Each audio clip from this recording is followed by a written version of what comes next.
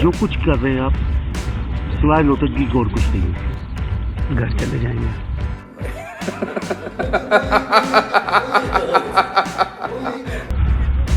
कि क्या हो गया इस व्यवस्था को? अब राजनीति इस देश में ऐसे ही हुआ करेगी।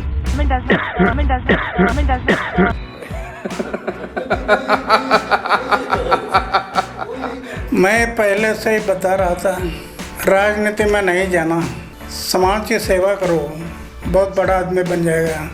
कई साल हम लोग साथ में थे, वो टाइम बार बार मैं कह रहा था, लेकिन उसके दिल में नहीं लगा, वो बात आई नहीं।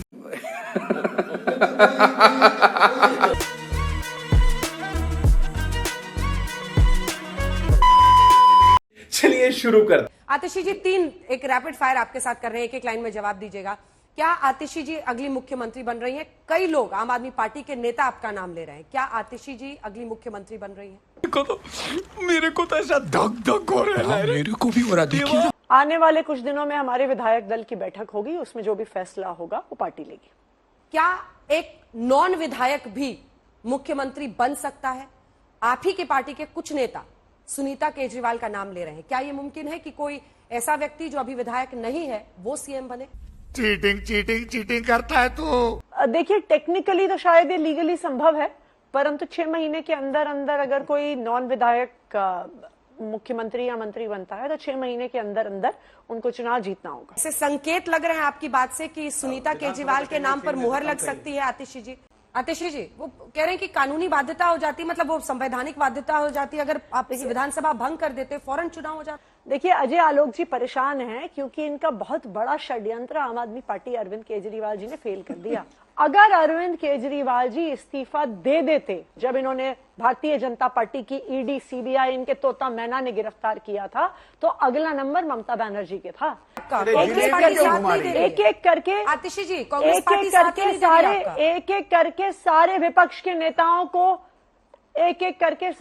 के नेताओं को गिरफ्तार करते ये लोग। ये इनकी इच्छा थी। आतिशी जी, अरविंद केजरीवाल जी ने 7 महीने जेल से सरकार चलाई, बिल्कुल चलाई दिया है। अजय आलोक जी, आपकी पार्टी में होती हैं ये मुख्यमंत्री की कुर्सी के लिए, आप एक मुख्यमंत्री को अपने कह के देखिए कि उनमें ये हिम्मत है कि ये जनता में जाके कहें, इतने चुनाव आ रहे हैं, कहेंगे कि आपके हरियाणा के मुख्यमंत्री चुनाव प्रचार में कहेंगे कि अगर मैं ईमानदार हूं तो मुझे वोट दो वरना मत दो, क्योंकि जहां जहां आपकी सरकार है वहां पे एक एक इंसान को पता है कि कितनी भ्रष्टाचार है, कैसे पुल गिरते हैं, कैसे स्कूल टूटते हैं। अच्छा सुनिए ना आतिशी जी, सुनिए, ये बात इतनी कट्टर निर्लजता से सिर्फ अरविंद केजरीवाल ही बोल सकते, कट्टर ईमानदार नहीं, कट्टर निर्लज, कि जाके जनता के कर मुझे ईमानदार समझते हो तो वोट देना। अरे नहीं दिया लोकसभा में, बार बार तो याद दिला रहा हूं, याद ही नहीं करती हैं। बोल रहे हैं विधानसभा भंग करवाए थे, उसको भी नहीं याद करती हैं आप। कन्वीनियंस के हिसाब से क्वेश्चन पिकअप कर रही हैं। लालू यादव भी कहते हैं यहाँ बिहार में, तेजस्वी यादव भी कहते हैं हमने बहुत ईमानदारी से काम किया। लालू यादव के साथ तो आप हाथ पकड़ के फोटो खिंचवा रहे थे, कट्टर ईमानदार लोग, है ना। तो बेसिकली कट्टर ईमानदार नहीं है, कट्टर निर्लज है अरविंद केजरीवाल, जो झूठ भी इतना सफा आंख देख के बोलते हैं। भाई दिवे, अभी इस्तीफा देंगे तो किससे कंपेयर करेंगे? 2014 में तो बोला था पूर्ण प्रसून जी को कि मुझे शहीद भगत सिंह के सैक्रिफाइस से बड़ा सैक्रिफाइस दिखाना। इस बार किसको, चंद्रशेखर आजाद को पिकअप किया है क्या? ये भी बता दीजिए हम लोग के लिए, अच्छा आसान रहेगा, क्योंकि चर्चा तो चाहती है ना कि आज कल खाली चर्चा अरविंद केजरीवाल पे रहे, परसों जब तक इस्तीफा नहीं दें वही हो जाएगा। महात्मा गांधी की आत्मा तो अभी भी स्वर्ग में रो रही होगी। शराबबंदी का घोटाला करने वाले सीधे आके मेरी समाधि पर बैठ जाए।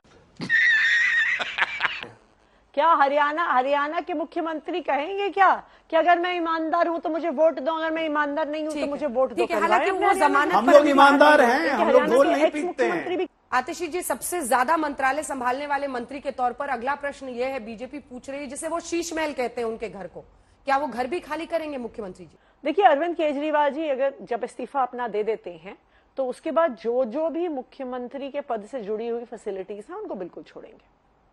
मतलब आप इसकी पुष्टि कर रही हैं कि वो घर भी छोड़ेंगे? बिल्कुल, अगर मुख्यमंत्री पद छोड़ेंगे तो उससे जुड़ी हुई सारी फैसिलिटीज छोड़ेंगे। फिर आप गुस्साइएगा मत, लेकिन कहा यही जा रहा है कि जैसे आपको अलॉट हुआ सीएम, डिप्टी सीएम का घर, वैसे ही सीएम का घर आपको अलॉट हो जाएगा और अरविंद जी उसमें रह पाएंगे। क्या ऐसी कोई प्लानिंग की जा रही है?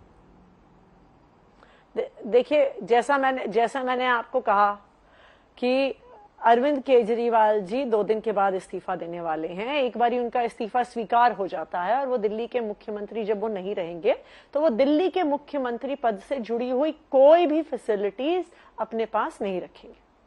चलिए ठीक है, अब वापस आते हैं बहस पे। तमाम मेरे सवालों से संतुष्ट, जवाबों से संतुष्ट नहीं रहती हैं अंजना जी। मैं कुछ भी जवाब देती हूँ, आप बार बार वही सवाल पूछती रहती हैं, क्योंकि आपको मेरे जवाबों पर भरोसा नहीं है। आशुतोष जी, उन्होंने कहा कि मैं जवाब से संतुष्ट नहीं हूं, लेकिन क्या आप इन जवाबों से संतुष्ट हैं? आप क्या समझ पाए? ऐसा लग रहा है वो संकेत दे रही है सुनीता केजरीवाल बन सकती हैं, क्योंकि 6 महीने के अंदर उनको चुनाव लड़ना होगा, उन्होंने कहा। अंजना जी, मेरे पास कोई जानकारी नहीं, लिहाजा मैं पतंग उड़ाना पसंद नहीं करता और मुझे पतंग उड़ाना आता भी नहीं। जब पतंग उड़ाने की कोशिश की, वो पतंग कट गई मुझसे। तो इसलिए मैं उस डिबेट में नहीं पढ़ूंगा। हाँ, लेकिन एक बात ये सच है कि जब अरविंद जी ने ये कहा है कि अगले 48 घंटे के अंदर नया मुख्यमंत्री होगा, वो इस्तीफा दे देंगे, तो जाहिर सी बात है दिल्ली को एक नया मुख्यमंत्री मिलेगा। अब वो मुख्यमंत्री विधायक दल में से कोई होता है, विधायक दल के बाद से होता है, ये तो उनको ही तय करना है। एक बात बिल्कुल स्पष्ट है, तय सिर्फ और सिर्फ अरविंद केजरीवाल को करना है, किसी दूसरे व्यक्ति को नहीं करना है। ये विधायक दल की बैठक होगी, ये सारी चीजें हमने भारतीय जनता पार्टी में भी सुनी है, ये सारी चीजें हम कांग्रेस में भी सुनते हैं, ये सारी चीजें हम हिंदुस्तान की सारी राजनीतिक पार्टियों में करते हैं। ये जो ढकोसला एक विधायक दल चुनेगा, मैं इसको कतई नहीं मानता। और सिर्फ आम आदमी पार्टी के संदर्भ में नहीं, सारी पॉलिटिकल पार्टी के संदर्भ में यही नियम लागू होता है। पहले से तय होता है, उसके बाद विधायकों के सामने एक प्रस्ताव रखा जाता है और उसके बाद फिर उसको सेकंड किया जाता है और फिर हर्ष ध्वनि से उसको एक्सेप्ट कर लिया जाता है। अरविंद केजरीवाल जी आम आदमी पार्टी के नेता हैं। अरविंद केजरीवाल जी दिल्ली के लोकप्रिय मुख्यमंत्री हैं। अभी मैं इस कार्यक्रम में आने से पहले अपनी विधानसभा क्षेत्र में एक उद्घाटन में थी। वहां पे जो महिलाएं हैं उन्होंने मुझे बताया कि हमने अरविंद केजरीवाल की रिहाई के लिए व्रत रखे, मन्नतें मांगी, आंखों से आंसू रोए। तो बिल्कुल अरविंद केजरीवाल हमारे पार्टी के नेता हैं। अरविंद केजरीवाल वो व्यक्ति हैं जिन्होंने देश की राजनीति बदली है। अरविंद केजरीवाल वो व्यक्ति हैं जिन्होंने फ्री बिजली, पानी की सप्लाई, अच्छे स्कूल, अच्छे अस्पताल दिए हैं। तो हम क्यों अरविंद केजरीवाल का नाम ना ले? आशुतोष जी, आप हाथ उठा रहे थे। देखिए, इसमें तो कोई दो राय है ही नहीं कि अरविंद केजरीवाल आम आदमी पार्टी के सबसे बड़े नेता नहीं, बल्कि उनकी वजह से आम आदमी पार्टी, इसमें कोई प्रश्न ही नहीं उठता। ये तो मैं जो सवाल कर रहा हूं, मैं ये कर रहा हूं कि सिर्फ ये आम आदमी पार्टी का प्रश्न नहीं, आला कमान कल्चर आज की तारीख में हर पॉलिटिकल पार्टी में उनके जो सर्वोच्च नेता हैं, अगर वो पद छोड़ते, जैसे नीतीश कुमार ने पद छोड़ा, तो नीतीश कुमार ने जीतन राम मांझी मुख्यमंत्री बन सकते थे क्या? और क्या जयललिता के बाद ओपीएस मुख्यमंत्री बन सकते थे क्या? कौन उनको बनाता?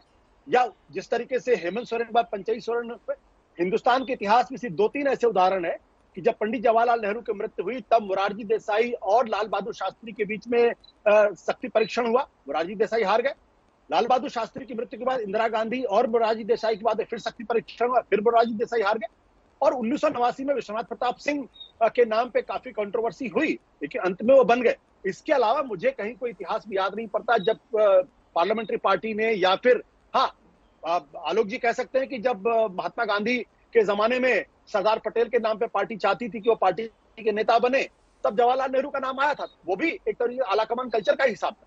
दोस्तों, वीडियो अंत तक देख ली है तो अच्छी लगी होगी। अगर वीडियो अच्छी लगी है तो वीडियो को एक लाइक और चैनल को सब्सक्राइब कर लेना, और वीडियो में आपकी क्या राय है ये जरूर लिखना। वीडियो अंत तक देखने के लिए आप सभी का बहुत बहुत धन्यवाद। चलिए मिलते हैं अगली वीडियो पर, तब तक के लिए बाय।